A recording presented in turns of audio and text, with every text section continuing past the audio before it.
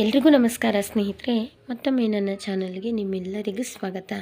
ಸ್ನೇಹಿತರೆ, ನನ್ನ ಒಂದು ಚಾನಲ್ನಲ್ಲಿ ನಾನು ಕುಕ್ಕೆ ಸುಬ್ರಹ್ಮಣ್ಯದಲ್ಲಿ ಮಾಡಿಸುವಂಥ ಸರ್ಪ ಸಂಸ್ಕಾರ ಪೂಜೆಯ ಒಂದು ವಿಡಿಯೋನ ಈಗ 2 ವರ್ಷದ ಹಿಂದೆ ಶೇರ್ ಮಾಡಿಕೊಂಡಿದ್ದೆ. ಆ ವಿಡಿಯೋಗೆ ನನಗೆ ತುಂಬಾ ವ್ಯೂಸು ಬಂದಿದೆ.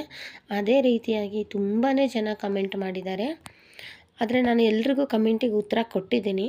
ಆದರೂ ಅವರು ಮತ್ತೆ ಅದೇ ರೀತಿಯಾದಂಥ ಕನ್ಫ್ಯೂಸಲ್ಲೇ ನನಗೆ ಕಮೆಂಟನ್ನು ಮಾಡ್ತಾರೆ.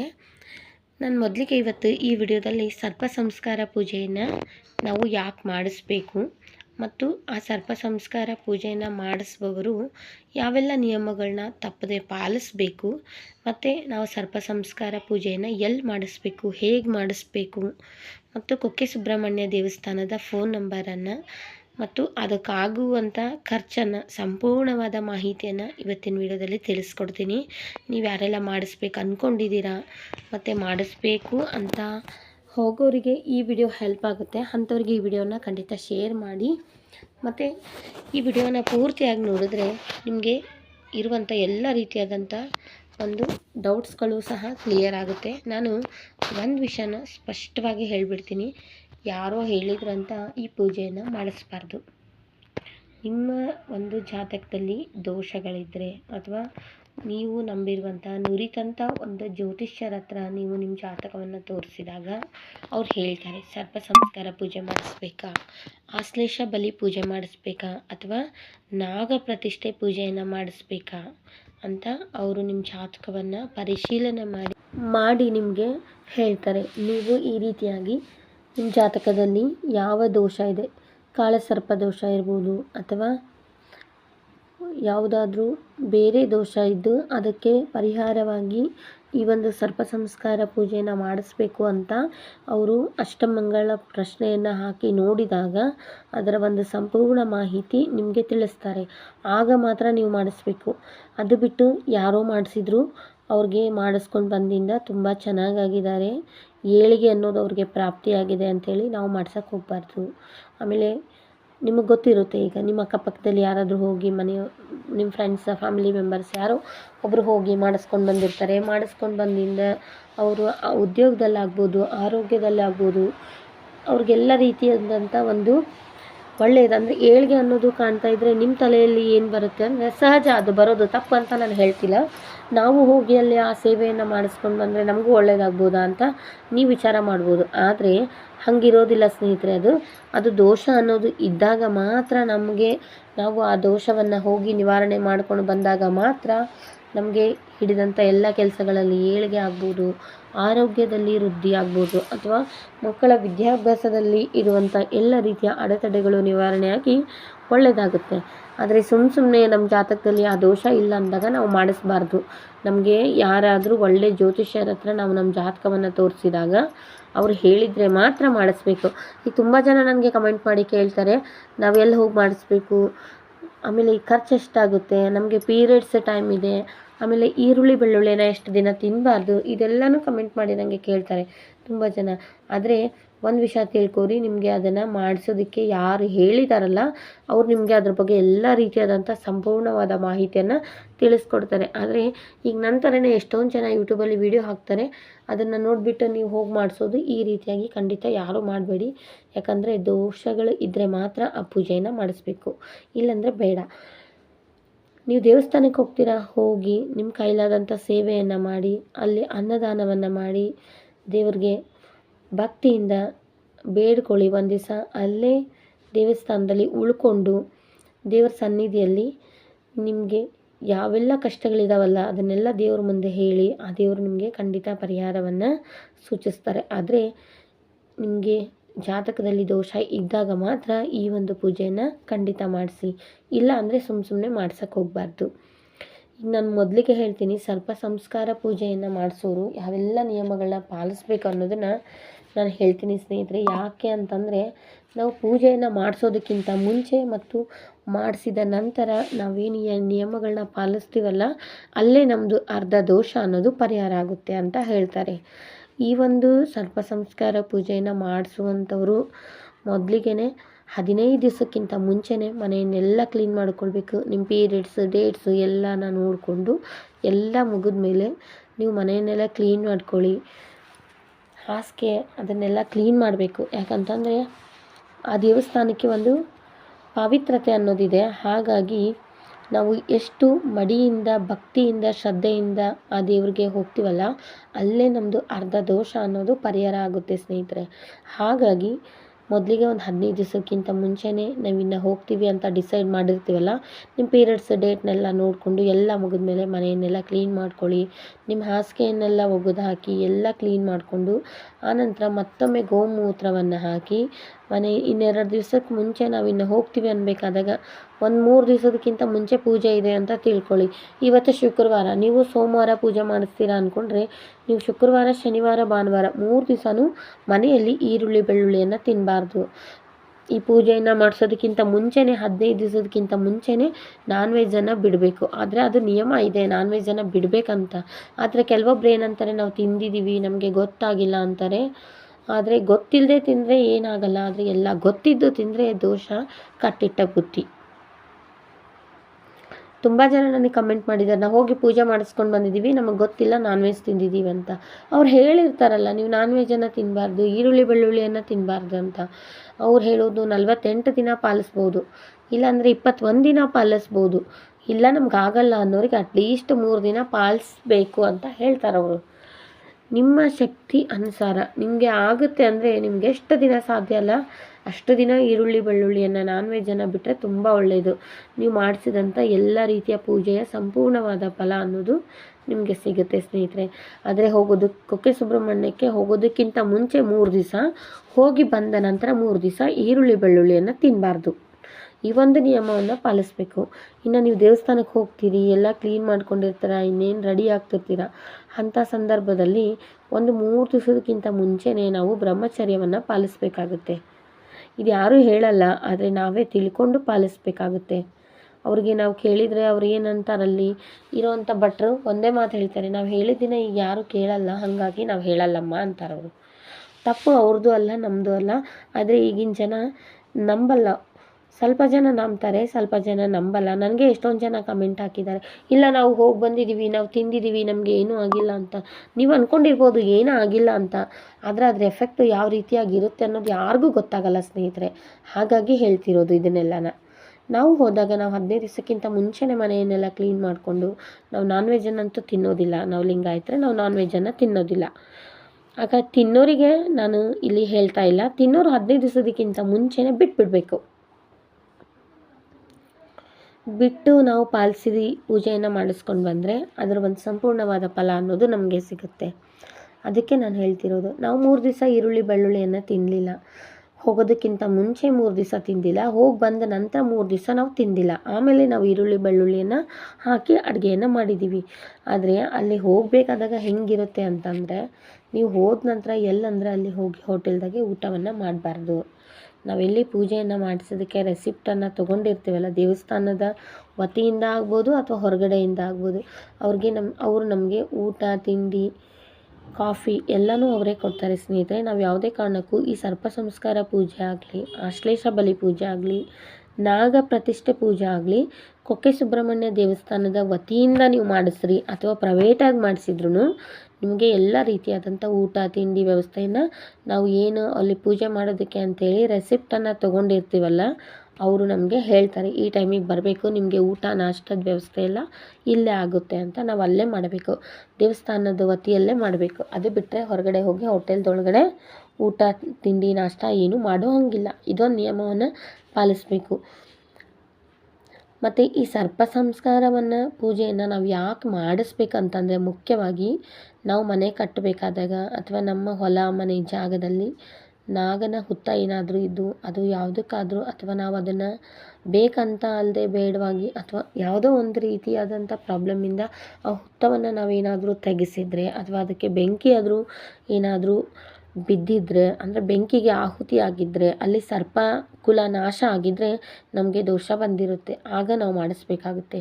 ಮತ್ತು ಗೊತ್ತಿಲ್ಲದೆ ನಾವೆಲ್ಲಾದರೂ ಹೋಗ್ತಿರ್ತೀವಿ, ಬೇಗ ವಾಹನ ಅಂದರೆ ಈಗ ಬೈಕಲ್ಲಿ ಹೋಗ್ಬೋದು, ಕಾರಲ್ಲಿ ಹೋಗ್ಬೋದು, ನಮಗೆ ಗೊತ್ತಿರೋದಿಲ್ಲ, ನಾವು ಅಲ್ಲಿ ಹಾವು ಅಡ್ಡ ಬಂದುಬಿಡುತ್ತೆ, ನಾವು ಹಾವು ಮೇಲೆ ಗಾಡಿಯನ್ನು ಓಡಿಸ್ಕೊಂಡು ಹೋಗಿಬಿಡ್ತೀವಿ. ಆಗ ಸರ್ಪ ಅನ್ನೋದು ಮೃತಪಟ್ಬಿಡುತ್ತೆ. ಆಗ ಆ ಸರ್ಪಕ್ಕೆ ಮುಕ್ತಿ ಕೊಡಿಸೋದಕ್ಕೆ ನಾವು ಸರ್ಪ ಸಂಸ್ಕಾರವನ್ನು ಮಾಡಿಸ್ಬೇಕಾಗುತ್ತೆ. ಇನ್ನು ಕೆಲವೊಬ್ಬರಿಗೆ ಈಗೆಲ್ಲ ಹೇಳೋ ಹಾಗೇ ನಿಮಗೆ ಗೊತ್ತಿರೋ ಹಾಗೇ ಮದುವೆಯಲ್ಲಿ ವಿಳಂಬ ಇದ್ದರೆ ಅಥವಾ ಚರ್ಮದ ಒಂದು ಕಾಯಿಲೆಗಳು ಬಂದರೆ, ಅಂದರೆ ಚರ್ಮದ ಅಲರ್ಜಿಗಳಿದ್ದರೆ, ಮತ್ತು ಒಬ್ಬೊಬ್ಬರಿಗೆ ಬರೀ ಅನಾರೋಗ್ಯ ಇರುತ್ತೆ, ಹೋಗಿ ಹಾಸ್ಪಿಟ್ಲಿಗೆ ತೋರಿಸಿದ್ರೆ ಏನೂ ಇರೋಂಗಿಲ್ಲ, ಆರಾಮದಿರಿ ಅಂತ ಹೇಳ್ತಾರೆ. ಎಲ್ಲ ಟೆಸ್ಟ್ ಮಾಡಿಸಿದ್ರು ನಾರ್ಮಲ್ ಇರುತ್ತೆ. ಅಂಥವರ ಜಾತಕ ದೋಷದಲ್ಲೂ ಸಹ ಈ ಒಂದು ಸರ್ಪ ಸಂಸ್ಕಾರದ ಒಂದು ಪ್ರಭಾವ ಇರುತ್ತೆ ಅಂತ ಹೇಳ್ತಾರೆ ಸ್ನೇಹಿತರೆ. ಇನ್ನೆಲ್ಲದಕ್ಕಿಂತ ಮುಖ್ಯವಾಗಿ ಈಗ ಮಕ್ಕಳಾಗದೇ ಇರೋರಿಗೆ ಮುಖ್ಯವಾಗಿ ಈ ಒಂದು ಕ್ಷೇತ್ರದಲ್ಲಿ ಹೋಗಿ ಸರ್ಪನ ಒಂದು ಪೂಜೆಯನ್ನು ನಾವು ಮಾಡಿಸೋದ್ರಿಂದ ಮಕ್ಕಳ ಫಲ ಅನ್ನೋದು ಪ್ರಾಪ್ತಿಯಾಗುತ್ತೆ. ಮತ್ತು ಈ ಒಂದು ಪೂಜೆಯನ್ನು ಮಾಡಿಸ್ಕೊಂಡು ಬಂದ ನಂತರ ನಮಗೆ ಯಾವ ರೀತಿ ಫಲ ಸಿಗುತ್ತೆ ಅಂತಂದರೆ, ಈ ಪೂಜೆಯನ್ನು ಮಾಡಿಸೋದಕ್ಕೆ ನಾನು ನಿಮಗೆ ಮುಂಚೆನೇ ಹೇಳಿದೆ, ನಂಬಿಕೆ, ಶ್ರದ್ಧೆ, ಭಕ್ತಿ ಇರಬೇಕು. ಅದರಲ್ಲೇ ನಮಗೆ ಅರ್ಧ ಫಲ ಅನ್ನೋದು ಸಿಗುತ್ತೆ ಅಂತ ನಾನು ನಿಮ್ಗೆ ಹೇಳಿದೆ. ಹಾಗಾಗಿ ಈ ಪೂಜೆಯನ್ನು ಮಾಡಿಸ್ಕೊಂಡು ಬಂದ ನಂತರ ನಮ್ಮ ಮನಸ್ಸು ತುಂಬಾ ಪ್ರಶಾಂತವಾಗಿರುತ್ತೆ. ಮತ್ತು ಕೆಲವೊಬ್ಬರಿಗೆ ವಿವಾಹದ ಭಾಗ್ಯ ಅನ್ನೋದು ಕೂಡಿ ಬರುತ್ತೆ, ಸಂತಾನ ಪ್ರಾಪ್ತಿಯಾಗುತ್ತದೆ, ವಂಶದ ಅಭಿವೃದ್ಧಿ ಅನ್ನೋದಾಗುತ್ತೆ, ಉದ್ಯೋಗದಲ್ಲಿ ಅಭಿವೃದ್ಧಿ ಆಗುತ್ತೆ, ಲಕ್ಷ್ಮಿ ಪ್ರಾಪ್ತಿಯಾಗುತ್ತೆ, ಮತ್ತು ರಾಹು ದೋಷ, ಕಾಳಸರ್ಪ ದೋಷ ನಿವಾರಣೆಯಾಗಿ ಸುಖ, ಶಾಂತಿ, ನೆಮ್ಮದಿ, ಸಂತೋಷ ಅನ್ನೋದು ಲಭಿಸುತ್ತೆ ಸ್ನೇಹಿತರೆ. ಇದಿಷ್ಟು ಈ ಒಂದು ಪೂಜೆಯನ್ನು ಮಾಡಿಸ್ಬೇಕಾದಾಗ ಪಾಲಿಸಬೇಕಾದಂಥ ನಿಯಮಗಳು, ಮತ್ತು ಹೋಗಿ ಬಂದ ನಂತರ ಪೂಜೆ ಮಾಡಿಸ್ಕೊಂಡು ಬಂದ ನಂತರ ನಮಗೆ ಯಾವೆಲ್ಲ ಫಲಗಳು ಸಿಗುತ್ತೆ ಅನ್ನೋದನ್ನು ನಾನೀಗ ತಿಳಿಸ್ಕೊಟ್ಟಿದ್ದೀನಿ. ಇನ್ನು ನೀವು ತುಂಬ ಜನ ನನ್ನ ಕಮೆಂಟ್ ಮಾಡಿರೋದು ಏನಂದರೆ, ಅಲ್ಲಿ ಪೂಜೆ ಮಾಡಿಸೋದಕ್ಕೆ ಎಷ್ಟು ಖರ್ಚಾಗುತ್ತೆ ಅಂತ. ಸ್ನೇಹಿತರೆ, ಅಲ್ಲಿ 2 ರೀತಿಯಾಗಿ ಪೂಜೆ ಮಾಡ್ತಾರೆ. ಒಂದು ದೇವಸ್ಥಾನದ ವತಿಯಿಂದ ಪೂಜೆ ಮಾಡ್ತಾರೆ, ಇನ್ನೊಂದು ಪಕ್ಕದಲ್ಲೇ ಸುಬ್ರಹ್ಮಣ್ಯ ಮಠ ಅಂತ ಇದೆ, ಅಲ್ಲಿ ಮಾಡ್ತಾರೆ. ನೀವು ಸುಬ್ರಹ್ಮಣ್ಯ ಮಠದಲ್ಲಿ ಮಾಡಿಸಿದ್ರೆ ನೀವು ಒಂದು ಪೂಜೆ ಸರ್ಪ ಸಂಸ್ಕಾರ ಆಗ್ಬೋದು, ನಾಗ ಪ್ರತಿಷ್ಠೆ ಆಗ್ಬೋದು, ಆಶ್ಲೇಷ ಬಲಿ ಪೂಜೆ ಆಗ್ಬೋದು, ಒಂದು ಪೂಜೆಯನ್ನು ಮಾಡಿಸೋದಕ್ಕೆ ಅಲ್ಲಿ 10ರಿಂದ 15 ಸಾವಿರ ರೂಪಾಯಿ ಖರ್ಚಾಗುತ್ತೆ. ಆದರೆ ದೇವಸ್ಥಾನದ ವತಿಯಿಂದ ನೀವು ಪೂಜೆಯನ್ನು ಮಾಡಿಸಿದರೆ, ಅಂದರೆ ಕುಕ್ಕೆ ಸುಬ್ರಹ್ಮಣ್ಯ ದೇವಸ್ಥಾನದ ವತಿಯಿಂದ ನೀವು ಪೂಜೆಯನ್ನು ಮಾಡಿಸಿದರೆ ಅಲ್ಲಿ 5,000ದಿಂದ 6,000 ರೂಪಾಯಿ ಖರ್ಚಾಗುತ್ತೆ ಸ್ನೇಹಿತರೆ. ಇಲ್ಲಿ ಕುಕ್ಕೆ ಸುಬ್ರಹ್ಮಣ್ಯ ದೇವಸ್ಥಾನದ ವತಿಯಿಂದ ನೀವು ಪೂಜೆಯನ್ನು ಮಾಡಿಸಿದರೆ ನಿಮಗೆ ರೂಮ್ ಫ್ರೀಯಾಗಿ ಕೊಡ್ತಾರೆ. ಆಮೇಲೆ ಊಟ ತಿಂಡಿ ಎಲ್ಲ ಫ್ರೀಯಾಗಿಯೇ ಕೊಡ್ತಾರೆ, ನೀವು ಹೊರಗಡೆ ಊಟವನ್ನು ಮಾಡ್ಕೊಳ್ಳೋ ಹಾಗಿಲ್ಲ. ಆದರೆ ಸುಬ್ರಹ್ಮಣ್ಯ ಮಠದಲ್ಲಿ ನೀವು ಪೂಜೆಯನ್ನು ಮಾಡಿಸಿದರೆ ನೀವು ಪ್ರೈವೇಟಾಗಿ ರೂಮನ್ನು ನೀವೇ ಮಾಡ್ಕೊಳ್ಬೇಕಾಗುತ್ತೆ. ಅವರು ಊಟ ತಿಂಡಿಯನ್ನು ಕೊಡ್ತಾರೆ, ಕಾಫಿ ಕೊಡ್ತಾರೆ, ಮತ್ತು ಪೂಜೆಯನ್ನು ನಿಮ್ಮ ಕೈಯಾರೆ ಪೂಜೆಯನ್ನು ಮಾಡಿಸ್ತಾರೆ ಸ್ನೇಹಿತರೆ. ಆದರೆ ನಿಮ್ಮ ಶಕ್ತಿ ಅನುಸಾರ ನಿಮಗೆ ಎಲ್ಲಿ ಸರಿ ಅನಿಸುತ್ತಲ್ಲ ಅಲ್ಲೇ ಪೂಜೆಯನ್ನು ಮಾಡಿಸಿ, ಇಲ್ಲೇ ಮಾಡಿಸಿ ಅಲ್ಲೇ ಮಾಡಿಸಿ ಅಂತ ಯಾರೂ ಹೇಳಲ್ಲ. ನಿಮಗೆ ಗೊತ್ತಿರೋ ಹಾಗೆಯೇ ದೇವಸ್ಥಾನದ ವತಿಯಿಂದ ಮಾಡಿಸಿದರೆ ತುಂಬಾ ಒಳ್ಳೆಯ ಬೇಗ ಫಲ ಅನ್ನೋದು ಸಿಗುತ್ತೆ. ಯಾಕಂತಂದರೆ ಅದು ಮೂಲ ಸಾನ್ನಿಧ್ಯ. ಹಾಗಾಗಿ ನಾನು ಯಾರಿಗಾದರೂ ಹೇಳೋದಾದರೆ ನಾನು ದೇವಸ್ಥಾನದಲ್ಲೇ ಮಾಡಿಸಿ ಅಂತಲೇ ಹೇಳ್ತೀನಿ. ಯಾಕಂದರೆ ನಾವು ನಾಗ ಪ್ರತಿಷ್ಠೆ ಪೂಜೆಯನ್ನು ನಾವು ದೇವಸ್ಥಾನದಲ್ಲೇ ಮಾಡಿಸಿದ್ವಿ ಸ್ನೇಹಿತರೆ. ಆ ಪೂಜೆಯನ್ನು ಮಾಡಿಸಿಂದ ನಮಗೆಲ್ಲ ರೀತಿಯಾದಂಥ ಅನುಕೂಲ ಆಗಿದೆ. ಆಮೇಲೆ ಆರೋಗ್ಯದಲ್ಲಿರುವಂಥ ಸಮಸ್ಯೆಗಳು ನಿವಾರಣೆ ಆಗಿದೆ, ಕೋರ್ಟ್ ಕಚೇರಿ ಕೆಲಸಗಳಲ್ಲಿ ಇದ್ದಂಥ ಅಡೆತಡೆ ನಿವಾರಣೆ ಆಗಿದೆ. ಎಲ್ಲದಕ್ಕಿಂತ ಹೆಚ್ಚಿಗೆ ನೆಮ್ಮದಿ ಅನ್ನೋದು ನಮ್ಮ ಮನೆಯಲ್ಲಿ ಇದೆ. ಹಾಗಾಗಿ ನಾನು ಹೇಳ್ತೀನಲ್ಲ, ಯಾರಿಗೆಲ್ಲ ದೋಷ ಇದೆ ಅವ್ರು ಖಂಡಿತ ಹೋಗಿ ಪೂಜೆ ಮಾಡಿಸ್ಕೊಂಡು ಬರ್ರಿ. ಆದರೆ ಹೋಗಬೇಕಾದಾಗ ನೀವು ಪಾಲಿಸ್ಬೇಕಾಗಿರೋದಿಷ್ಟೇ, 3 ದಿವಸದಕ್ಕಿಂತ ಮುಂಚೆನೇ ನೀವು ಈರುಳ್ಳಿ ಬೆಳ್ಳುಳ್ಳಿಯನ್ನು, ನಾನ್ ವೆಜ್ಜನ್ನು ಎಲ್ಲ ಸ್ಟಾಪ್ ಮಾಡಿಬಿಡಿ. ನಾನ್ ವೆಜ್ಜನ್ನು ಒಂದು 15 ದಿವಸದಕ್ಕಿಂತ ಮುಂಚೆನೇ ಸ್ಟಾಪ್ ಮಾಡಿಬಿಡಿ. ಯಾಕಂದರೆ ಮನೆಯನ್ನೆಲ್ಲ ಕ್ಲೀನ್ ಮಾಡ್ಕೊಂಡ್ಮೇಲೆ ಮತ್ತೆ ನಾನ್ ವೆಜ್ಜನ್ನು ಮಾಡೋದು ಸರಿ ಅನಿಸಲ್ಲ. ಹಾಗಾಗಿ ಮತ್ತು ನೀವು ದೇವಸ್ಥಾನಕ್ಕೆ ಹೋಗ್ತೀರಾ, ಅಲ್ಲಿ ಹೋಗಿ ಒಂದು ರೂಮ್ ಮಾಡಿಕೊಂಡು ನೀವು ದೇವಸ್ಥಾನದ ವತಿಯಿಂದ ಅಲ್ಲಿ ಹೋಗಿ ನೀವು ಕೇಳಿದರೆ ಅದ್ರ ಬಗ್ಗೆ ಸಂಪೂರ್ಣವಾಗಿ ನಿಮಗೆಲ್ಲ ರೀತಿಯಾದಂಥ ಮಾಹಿತಿಯನ್ನು ಅವ್ರು ಕೊಡ್ತಾರೆ. ನಾನು ದೇವಸ್ಥಾನದ ಒಂದು ನಂಬರನ್ನು ಸಹ ನನ್ನ ಡಿಸ್ಕ್ರಿಪ್ಷನ್ ಬಾಕ್ಸಲ್ಲಿ ಹಾಕಿರ್ತೀನಿ. ಅನಿವಾರ್ಯ ಇದ್ದವರು ಫೋನ್ ಮಾಡಿ ಕೇಳಿ ನೀವು ಹೋಗ್ಬೋದು. ಮತ್ತು ನನಗೆ ತುಂಬ ಜನ ಕಮೆಂಟ್ ಮಾಡಿರೋದು ಏನಂದರೆ, ನಾವಲ್ಲಿ ಹೋಗಿ ಪೂಜೆಯನ್ನು ಮಾಡಿಸ್ಕೊಂಡು ಬಂದಿರ್ತೀವಿ, ನಮಗೆ ಗೊತ್ತಿಲ್ಲದೆ ನಾವು ಈರುಳ್ಳಿ ಬೆಳ್ಳುಳ್ಳಿಯನ್ನು ನಾನ್ ವೆಜ್ಜನ್ನು ತಿಂತೀವಿ ಅಂತ ಹೇಳ್ತೀರಿ. ಆದರೆ ನಾನು ಹೇಳೋದಿಷ್ಟೇ, ನೀವು ಹೋಗಿ ಪೂಜೆ ಮಾಡಿಸ್ಕೊಂಡು ಬಂದಿರ್ತೀರ ಅನ್ನೋದು ನಿಮಗೆ ಗೊತ್ತಿರುತ್ತೆ. ಆ ಒಂದು ಸಂದರ್ಭದಲ್ಲಿ ನೀವು ಹೊರಗಡೆ ಸ್ವಲ್ಪ ಹೋಗೋದನ್ನು ಕಡಿಮೆ ಮಾಡಿ. ಕೆಲಸ ಇದ್ದರೆ ಅನಿವಾರ್ಯ ಹೋಗಲೇಬೇಕು. ಆದರೆ ನೀವು ಮನೆಯಿಂದನೇ ಬಾಕ್ಸ್ ತೊಗೊಂಡೋಗಿ ಅಂತ ಹೇಳ್ತೀನಿ ಆಗ 3 ದಿವಸ. ಇಲ್ಲಪ್ಪ ಅಂದರೆ ಆಗ ಯಾವುದೇ ರೀತಿಯಾದಂಥ ಫಂಕ್ಷನ್ಗಳನ್ನ ಅಟೆಂಡ್ ಮಾಡೋದಕ್ಕೆ ಹೋಗಬೇಡಿ. ಫಂಕ್ಷನ್ ಅಟೆಂಡ್ ಮಾಡೋಕ್ಕೆ ಇಲ್ಲ ನಾವು ಊಟ ಮಾಡೋದಿಲ್ಲ ಹೋಗಿ ಬರ್ತೀನಿ ಅಂಥೇಳಿ ನಾವು ಹೋಗಿರ್ತೀವಿ. ಆದರೆ ಅಲ್ಲಿ ಮಾತಾಡ್ಕೋತಾ ಗೊತ್ತೇ ಆಗೋದಿಲ್ಲ. ಪರಿಚಯಸ್ಥರು ಸಂಬಂಧಿಕರು ಎಲ್ಲರೂ ಬಂದಿರ್ತಾರೆ. ಅನಿವಾರ್ಯಕ್ಕೂ ಅವಶ್ಯಕತೆಗೂ ಎಲ್ಲನೂ ನಾವು ಅಲ್ಲಿ ತಿನ್ನಬೇಕಾಗುತ್ತೆ. ಹಾಗಾಗಿ ಇವನ್ ತಪ್ಪುಗಳನ್ನ ಮಾಡೋದ್ರಿಂದ ನಾವು ಪೂಜೆ ಮಾಡಿಸಿದ ಫಲ ನಮಗೆ ಬೇಗ ಸಿಗಲ್ಲ ಅಷ್ಟೇ. ಹಾಗಾಗಿ ಇಷ್ಟೆಲ್ಲ ಕಷ್ಟಪಟ್ಟು ನಾವು ನಮ್ಗೆ ಒಳ್ಳೇದಾಗಬೇಕಂತ ಪೂಜೆ ಮಾಡಿಸಿದ್ದೀವಂದರೆ ಅಟ್ಲೀಸ್ಟ್ 3 ದಿವಸ ಈ ಈರುಳ್ಳಿ ಬೆಳ್ಳುಳ್ಳಿಯನ್ನು ತಿಂದ ಹಾಗೆ ಇರೋದ್ರಿಂದ ಏನೂ ಸಮಸ್ಯೆ ಬರಲ್ಲ. ಈ ಒಂದಿಷ್ಟು ನಿಯಮಗಳನ್ನ ನೀವು ಪಾಲಿಸ್ಕೊಳ್ಬೇಕಾಗುತ್ತೆ. ಮತ್ತು ಹೋಗೋದಕ್ಕಿಂತ ಮುಂಚೆ ಹೋಗಿ ಬಂದ ನಂತರ ಅವರು ಕೆಲವೊಂದಿಷ್ಟು ನಿಯಮಗಳನ್ನ ಹೇಳ್ತಾರೆ ನಿಮಗೆ. ಅಟ್ಲೀಸ್ಟ್ 11 ದಿವಸ ಆದರೂ ನಾಗರಕಲ್ಲಿಗೆ ಹೋಗಿ ಪೂಜೆಯನ್ನು ಮಾಡಿ ಅಂತ ಹೇಳ್ತಾರೆ. ನಿಮಗೆ ಅನುಕೂಲ ಇದ್ದರೆ ನೀವು ನಾಗರಕಲ್ಲಿಗೆ ಹೋಗಿ ಪೂಜೆಯನ್ನು ಮಾಡ್ಬೋದು. ಅನುಕೂಲ ಇಲ್ಲ ಅನ್ನೋರು ನಿಮ್ಮ ಮನೆಯಲ್ಲೇ ನೀವು ಪೂಜೆಯನ್ನು ಮಾಡ್ಬೋದು. ಅವ್ರು ಒಂದು ತೆಂಗಿನಕಾಯಿ ಕೊಡ್ತಾರೆ. ಆಮೇಲೆ ಫಸ್ಟ್ನೇ ದಿವಸದ ಪೂಜೆಯನ್ನು ಅವರು ಸೂತಕದ ಪೂಜೆ ಅಂತ ಮಾಡಿಸ್ತಾರೆ. 2ನೇ ದಿವಸದ ಪೂಜೆ ತುಂಬ ಚೆನ್ನಾಗಿರುತ್ತೆ. ಅವತ್ತು ನಾವು ದೇವಸ್ಥಾನಕ್ಕೆಲ್ಲ ಹೋಗ್ಬೋದು. ಮೊದಲನೇ ದಿನ ಪೂಜೆ ಮಾಡಿಸಿದಾಗ ನಾವು ನದಿಗೆ ಹೋಗಿ ಸ್ನಾನ ಮಾಡ್ಕೊಂಡು ಬರಬೇಕು. ಆದರೆ ದೇವಸ್ಥಾನದ ಹತ್ರ ಅವತ್ತು ನಾವು ಹೋಗೋ ಹಾಗಿರಲ್ಲ. ಅವ್ರು ನಿಮಗೆಲ್ಲ ಸಂಪೂರ್ಣವಾಗಿ ಹೇಳ್ತಾರೆ. ಆದರೆ 2ನೇ ದಿವಸ ಏನು ನಾವು ಪೂಜೆಯನ್ನು ಮಾಡ್ತೀವಲ್ಲ ಆ ದಿವಸ ಪೂಜೆ ತುಂಬ ಚೆನ್ನಾಗಿ ಮಾಡಿಕೊಡ್ತಾರೆ. ನೀವೇನೆಲ್ಲ ಕೇಳ್ಕೊಳ್ತಿರಲ್ಲ ಅದು ಎಲ್ಲವೂ ಸಹ ನೆರವೇರುತ್ತೆ. ಆದರೆ ಪೂಜೆಯಲ್ಲಿ ಆದಷ್ಟು ಶಾಂತವಾಗಿ ನೆಮ್ಮದಿಯಾಗಿ ಕೂತ್ಕೊಳ್ಳಿ. ನಾನು ಹೇಳೋದಿಷ್ಟೇ, ನಾವು ನಮ್ಮ ಒಂದು ಕಷ್ಟವನ್ನು ನಿವಾರಣೆ ಮಾಡಿಕೊಳ್ಳೋದಕ್ಕೆ ಅಂತ ನಾವು ಅಂಥ ಒಂದು ಕ್ಷೇತ್ರಕ್ಕೆ ಹೋಗಿರ್ತೀವಿ ಅಂದಮೇಲೆ ದಯವಿಟ್ಟು ಆ ಒಂದು ಪೂಜೆಗೆ ಕೂತ್ಕೊಂಡಾಗ ಮೊಬೈಲನ್ನು ಅವಾಯ್ಡ್ ಮಾಡಿ. ನಾವು ಪೂಜೆಯಲ್ಲಿ ಮಾಡಿಸಿದ್ವಿ. ಆದರೆ ನಾನು ಹೇಳ್ತೀನಲ್ಲ, ನಾವು ಯಾವುದೇ ರೀತಿಯಾದಂಥ ವಿಡಿಯೋ ರೆಕಾರ್ಡನ್ನು ಅಲ್ಲಿ ಮಾಡ್ಕೊಂಡು ಬಂದಿರಲಿಲ್ಲ. ಯಾಕಂದರೆ ನಮಗಿರುವಂಥ ಸಮಸ್ಯೆಗಳು ನಿವಾರಣೆ ಆದರೆ ಸಾಕಪ್ಪ ಅನ್ನುವಷ್ಟು ನಮ್ಮ ಮನಸ್ಥಿತಿ ಇರುತ್ತೆ. ಹಾಗಾಗಿ ಅಲ್ಲಿ ನಾವೇನು ಪೂಜೆ ಅವ್ರು ಮಾಡ್ತಾರಲ್ಲ, ಅವ್ರು ಪೂಜೆ ಮಾಡೋದಕ್ಕಿಂತ ನಮ್ಮ ಭಕ್ತಿ ಎಷ್ಟಿರುತ್ತಲ್ಲ ಅಷ್ಟು ಬೇಗ ನಮಗೆ ಒಳ್ಳೆಯ ಫಲ ಅನ್ನೋದು ಸಿಗುತ್ತೆ ಸ್ನೇಹಿತರೆ. ಇದು ನಾನು ಪ್ರತಿಯೊಬ್ಬರಿಗೂ ಹೇಳೋದು ಇದೊಂದೇ ಮಾತನ್ನೇ, ಇದಕ್ಕಿಂತ ಹೆಚ್ಚಿಗೆ ಏನೂ ಹೇಳಲ್ಲ. ಯಾಕಂದರೆ ಯಾವುದೇ ಒಂದು ನಾವು ಪೂಜೆ ವ್ರತ ಮಾಡಬೇಕಂದ್ರೆ ನಮಗೆ ಮುಖ್ಯವಾಗಿ ನಂಬಿಕೆ ಇರಬೇಕು. ನಂಬಿಕೆ ಇದ್ದಾಗ ಮಾತ್ರ ಅದರ ಫಲ ಅನ್ನೋದು ಸಿಗುತ್ತೆ ಸ್ನೇಹಿತರೆ. ನನಗೆ ತುಂಬ ಜನ ಕಮೆಂಟ್ ಮಾಡಿದ್ದಂದರೆ ಅಲ್ಲಿ ಹೋಗಿ ಬಂದ ತಕ್ಷಣ ನಾವು ಎಷ್ಟು ದಿನ ನಾನ್ ವೆಜ್ಜನ್ನು ತಿನ್ನಬಾರ್ದು ಅಂತಾರೆ. ನಾನು ಹೇಳೋದು 15 ದಿವಸ ನಾನ್ ವೆಜ್ಜನ್ನು ತಿನ್ನಬೇಡಿ ಅಂತಲೇ ಹೇಳ್ತೀನಿ. ಆದರೆ ಆಗಲ್ಲ ಅನ್ನೋರು ಅಟ್ಲೀಸ್ಟ್ 3 ದಿವಸ 5 ದಿವಸ ಆದರೂ ತಿನ್ನಬೇಡಿ. ನೀವು ತಿನ್ನಬೇಡಿ, ನಿಮ್ಮ ಮನೆಯಲ್ಲೂ ಮಾಡಬೇಡಿ, ಮಕ್ಕಳಿಗೂ ಕೊಡಬೇಡಿ. ಯಾಕಂತಂದರೆ ಸರ್ಪ ಸಂಸ್ಕಾರ ಪೂಜೆಗೆ ಇರುವಂಥ ಮಹತ್ವನೇ ಅಂಥದ್ದು. ಹಾಗಾಗಿ ಈ ಒಂದು ನಿಯಮವನ್ನು ಪಾಲಿಸ್ಕೊಳ್ಳಿ. ಮತ್ತು ಆಮೇಲೆ ನೀವಲ್ಲಿ ಹೋದಾಗ ಆದಷ್ಟು ಸಮಾಧಾನದಿಂದ ಇದ್ದು ಪೂಜೆಯನ್ನು ಮಾಡಿಕೊಂಡು ಬನ್ನಿ. ನಿಮಗೆಲ್ಲ ರೀತಿಯಾದಂಥ ನಿಮ್ಮ ಡೌಟ್ಗಳಿಗೆ ಅಲ್ಲಿರುವಂಥ ಪೂಜೆ ಮಾಡ್ತಾರಲ್ಲ ಭಟ್ರು, ಅವರು ನಿಧಾನಕ್ಕೆ ಕೇಳಿ ನೀವು ಅವರೆಲ್ಲ ನೀಟಾಗಿ ತಿಳಿಸ್ಕೊಡ್ತಾರೆ. ಏನು ಗಾಬರಿ ಪಡುವಂಥದ್ದು ಏನೂ ಇಲ್ಲ. ಆದರೆ ಹೋಗೋದಕ್ಕಿಂತ ಮುಂಚೆ ಹೋಗಿ ಬಂದ ನಂತರ ನೀವೇನು ಪಾಲಿಸ್ತಿರಲ್ಲ ಆ ನಿಯಮದಲ್ಲೇ ನಿಮ್ಮದು ಅರ್ಧ ದೋಷ ಅನ್ನೋದು ಪರಿಹಾರ ಆಗುತ್ತೆ ಸ್ನೇಹಿತರೆ. ಹಾಗಾಗಿ ಈ ಒಂದು ಪೂಜೆಯನ್ನು ಆದಷ್ಟು ದೇವಸ್ಥಾನದ ವತಿಯಿಂದನೇ ಮಾಡಿಸಿ ಸಮಾಧಾನದಿಂದ ಮಾಡಿಸ್ಕೊಂಡು ಬನ್ನಿ. ಯಾರೆಲ್ಲ ಮಾಡಿಸ್ಬೇಕು ಅಂತ ಹೇಳಿದಾರಲ್ಲ ಅವ್ರಿಗೆ ನಾನು ಖಂಡಿತ ಹೇಳ್ತೀನಿ, ಒಂದು ಸತಿ ಬಿಟ್ಟು 2 ಸತಿ ಒಳ್ಳೆ ಜ್ಯೋತಿಷ್ಯರ ಹತ್ರ ನಿಮ್ಮ ಜಾತಕವನ್ನು ತೋರಿಸಿ ಅವ್ರು ಮಾಡಿಸ್ಲೇಬೇಕು ಅಂದಾಗ ನೀವು ಖಂಡಿತ ಮಾಡಿಸಿ. ಯಾರೋ ಹೇಳಿದರು, ಪರಿಚಯಸ್ಥರು ಹೇಳಿದರು, ನಮ್ಮ ಫ್ರೆಂಡ್ಸ್ ಹೇಳಿದರು ಅಂತ ಖಂಡಿತ ಮಾಡ್ಸೋಕ್ಕೆ ಹೋಗಬೇಡಿ. ಯಾಕಂದರೆ ಆ ಪೂಜೆಗೆ ಅದರದ್ದೇ ಆದಂಥ ಒಂದು ಮಹತ್ವ ಇದೆ. ಹಾಗಾಗಿ ಸ್ನೇಹಿತರೆ, ಇವತ್ತಿನ ವಿಡಿಯೋನ ನಾನು ಇಲ್ಲಿಗೆ ಮುಗಿಸ್ತೀನಿ. ಮುಂದಿನ ವಿಡಿಯೋದಲ್ಲಿ ನಾನು ಸಂಪೂರ್ಣವಾಗಿ ಆಶ್ಲೇಷ ಬಲಿ, ಸರ್ಪ ಸಂಸ್ಕಾರ, ನಾಗ ಪ್ರತಿಷ್ಠೆ ಈ 3 ಪೂಜೆಗಳನ್ನ ಯಾಕೆ ಮಾಡಿಸ್ಬೇಕು, ಅದ್ರ ಹಿಂದೆ ಇರುವಂಥ ಕಾರಣಗಳೇನು, ಯಾವೆಲ್ಲ ನಿಯಮಗಳನ್ನ ಪಾಲಿಸಬೇಕು, ಒಂದೊಂದು ಪೂಜೆಗೆ ಎಷ್ಟೆಲ್ಲ ಖರ್ಚು ಬರುತ್ತೆ, ಇದರೆಲ್ಲದರ ಒಂದು ಸಂಪೂರ್ಣ ಮಾಹಿತಿಯನ್ನು ನಾನು ಮುಂದಿನ ವಿಡಿಯೋದಲ್ಲಿ ತಿಳಿಸ್ಕೊಡ್ತೀನಿ. ಆದಷ್ಟು ಯಾರೆಲ್ಲ ಈ ಪೂಜೆಯನ್ನು ಮಾಡಿಸ್ಬೇಕಂತ ಅಂದ್ಕೊಂಡಿದ್ರಲ್ಲ ಅಂಥವ್ರಿಗೆ ಈ ವಿಡಿಯೋನ ಖಂಡಿತ ಶೇರ್ ಮಾಡಿ. ಹಾಗೆಯೇ ನಾನು ಡಿಸ್ಕ್ರಿಪ್ಷನ್ ಬಾಕ್ಸಲ್ಲಿ ಕುಕ್ಕೆ ಸುಬ್ರಹ್ಮಣ್ಯದ ಒಂದು ಫೋನ್ ನಂಬರನ್ನು ಮೆನ್ಷನ್ ಮಾಡಿರ್ತೀನಿ. ಅನಿವಾರ್ಯ ಇರೋರು ಫೋನ್ ಮಾಡಿ ಅಲ್ಲಿ ನೀವು ವಿಚಾರಿಸಿ ತಿಳ್ಕೊಂಡು ಹೋಗಿ ಬನ್ನಿ.